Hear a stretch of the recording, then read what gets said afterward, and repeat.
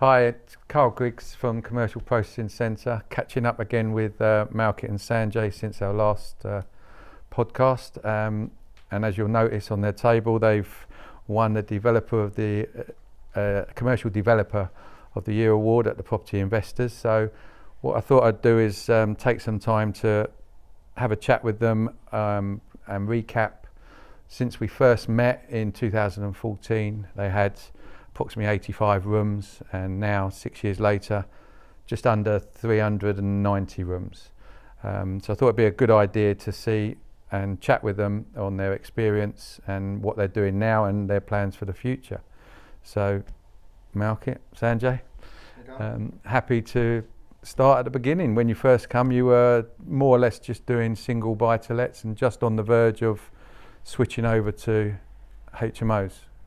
That's right. So 2014 when we met, we've really been working on a large buy-to-let portfolio. We started development with renovating properties. We moved on to HMOs, and we actually needed a new broker at that time to help us grow, release equity so we can carry on expanding on our HMO side. But over the years, you've gone from doing it part-time with the jobs to giving up your jobs and now doing it full-time. That's right. So what's changed in that side of things to make it, obviously apart from the numbers, the actual what you're doing day to day, whereas you used to fit a job around it both? I think we started off with it sort of as a hobby, if you like, something on the side. So I had my job, Malkit had his job, and then slowly we've grown, got more involved, and we started with sort of one bed houses. From there we went to building houses from scratch, doing flats, doing HMOs, got more involved into the development side, and that takes a lot of your time. And if you're going to do it seriously, you need to take time out. You can't sort of be jack of all trades, if you like, and try and do a little bit here, a little bit there. So we've taken it upon ourselves to make it a business, which now we have with your help. You also can't do it all on your own though. No, you've built 100%. up a team of. We've got three sets of builders, architect, solicitors, yourself, all part of the team. So yeah, it works quite well now. And recently you're now changing from houses and residential into more commercial to convert. Yeah. So how are you finding that? Well, so the idea was we wanted to move on to bigger developments. We had a strategy initially to focus on HMOs. The HMOs will create a good cash flow. That would allow us to purchase commercial properties, which we were doing when we met yourself, but we were only doing maybe a couple of those a year, mainly the HMOs. The idea was to build up the HMO revenue. That will then pay towards the build costs of our commercial to residential developments, and we're now changing that now around where we'll be doing 80% more commercial to resi and 20% HMOs. And the timescales that you used to do the HMOs was normally a 3-month turnaround? I would say between sort of 4 and 5 months. Does the actual conversion take any longer because it's commercial? Commercial to residential they're probably easier, because you've got to remember a HMO is going to have 6 shower rooms. It's effectively like 6 mini studios. And if we make, for example, if you make 3 or 4 flats, there's less wiring and plumbing that is actually involved. Right, yeah. So, because on a residential, you've got to convert from the inside, and plus you've got to extend. You've got to reconfigure it. Whereas get planning, get rear extension, loft conversion, whatever it is. Over this is internal. And how are you finding with the purchases, the competition for buying these units? I think commercial to residential is one of the more in vogue things at the moment, because of the publicity it's got with Boris saying build, build, build. So how we come into it, we have to look at an angle that maybe another potential developer has missed. So we can add, where we can add value, maybe get an extra unit, maybe we can extend to get the numbers. And price-wise, do you find in the current market with auctions and so on, are the prices Going up? Is there competition for the properties? There is. There is competition for the properties. However, what we found recently, I think this week, we've picked up an office in Reading, a smaller one, which we'll probably get 2-3 units out of. And ours was probably one of the lower bids, but we offered a quicker turnaround, and because of our reputation with that agent on previous deals, knowing that we can deliver, the buyer actually wanted to go with us as opposed to the 3 higher bids. Good. And how do you think the general market on these type of properties, the auctions, because I see guide prices at the auctions and they're being met, but they're still not selling. You know, I know it's a guide, but it's not the actual. Are you saying that guide prices are being met, but they're not selling and the at all? auctioneers are still not selling the properties. Not putting the hammer down? No. Wow, okay. I mean, I was at, funny enough, I had a client yesterday, we bid on a house yesterday. Guide price was 320,000. Property sold for 439,000. It's absolutely, at the moment, the market's crazy. Absolutely. I mean, you probably see it yourself as a broker. Yeah, I've seen a few recently the that market really shocked me. I'm surprised in COVID and everyone's come out. I think it's a stamp duty reduction. Leading on to that, I'm glad you brought it up rather than me. In the last, with what's gone on this year, how have you seen the landscape change at all? Well, initially we were expecting prices to flatten out after lockdown, but then they just went crazy. We had some projects that we agreed prices for pre-lockdown. When we came out, we hurried to actually complete on those because the values of those similar type of properties have actually gone up 10%. And how did you find in the lockdown period and now with the number like tenants in your properties? Did you have any problems? Did you keep the percentage up? During COVID, we actually thought it was going to be a bad time, as it was, you know, in the whole country. But surprisingly for us, I think the product we have, it done really well. There's a number of factors behind that. I mean, one of the factors is basically people downsize. You downsize, you come to a quality HMO product. The affordability side of it, you know, if you're a couple and a person loses a job, where are you going to go? Where are you going to downsize to from 1-bedroom house where you're paying X amount of money? So it worked really well for us, to be honest with you. I think it's important to point out HMO is quite a general term. Yeah. So you can basically just take a normal house and just put fire doors and a fire alarm on it, and shared facilities. Ours, and that's a HMO, and then you got different sort of levels to it. So ours is completely refurbed. It's a modern spec. It's all en suite. The only sharing facility is a communal kitchen. Well, now you're getting into an area which is probably, as a broker, the hardest thing I have to deal with day to day is how properties are going to be valued as HMOs, what people think of their own properties, and the valuation that they want to expect, i.e. an investment value, which is, I know, something that you've built into your business plans, because every client comes to me wants vanilla buy-to-let products on an investment-based valuation, which just really, as a rule, isn't out there. So they're either disappointed with the valuation that they get, or to get the investment value, they have to pay a higher rate than they were expecting. But you build all of that into your business model. We do. I think we had this conversation about a year ago when we done the Property Investor News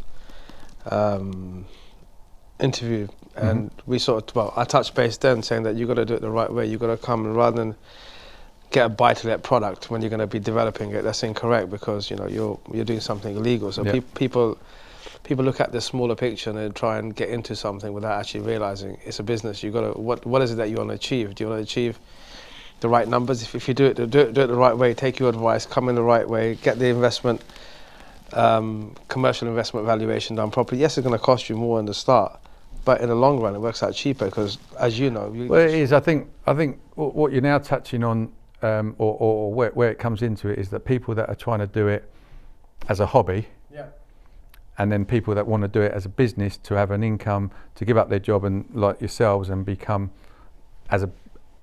that is your new job. And when they cross over from the residential rates to a business rates in effect, and it is a business. There is a premium for that, but then you get the premium back on the cash you bring out to fund the next project.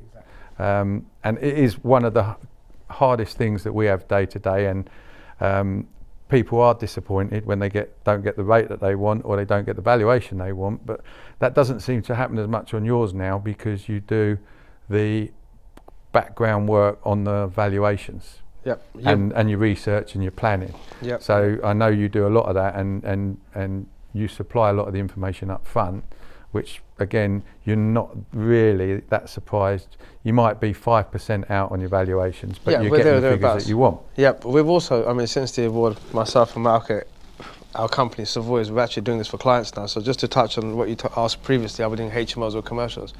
We're still doing HMOs now, but we've actually got a product for clients where we help clients find the right property, help them get the finance through yourself, and develop it, build them, and give them a turnkey product by the end of it, to save anybody going through all these issues that you're discussing. Because I get it, I speak to people on a daily basis like yourself, and on paper, when you write it down, it makes so much sense, but they just can't wrap their head around it, thinking, why are we paying so much valuation? They make up a figure that they think it's in value, and then when you ask them, where did you get that figure from? They don't know.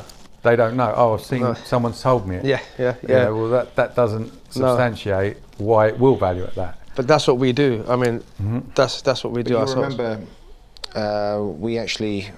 we start with a short-term loan. Yeah. So with the short-term loan, we get it valued, and we supply the valuer with information on why it should be valued at this. Yeah. And then we get it. They provide us with a day one value. And then a GDV value once it's finished. And so also you've got the relationship in the area with the valuers, so that they know what your finished article is going to look like. Exactly. Whereas someone new, they don't know.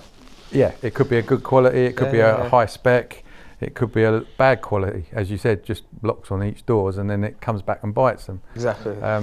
One of the things which you do, I know, is the spec that you finish it in is a good standard.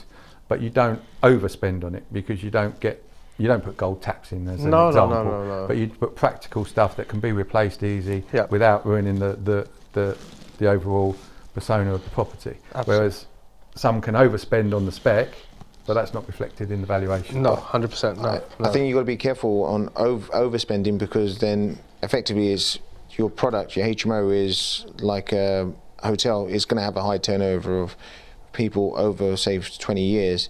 The more fancy you go, the more you're going to have to, it's going to cost you in terms of maintenance. If you have a look at our properties, we sort of design them so they can last 20 years.